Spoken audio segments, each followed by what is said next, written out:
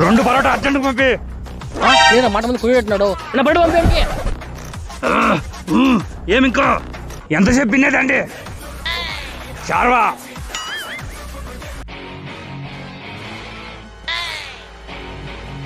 Sir తొందరగా రండి sir, మీరు ఎక్కడ ఉన్నాయి కూడా. ఎంత అయింది? 50 రూపాయలు అయిందన్నా. నా దగ్గర 5 రూపాయలు ఉంది. గిన్నెలు కడగలేమనుకుంటాడు, రప రప అయిపోతాయి. ఏమని చెప్పి తింటావు? ఏంటి మమ్మీ ఎవడీడు?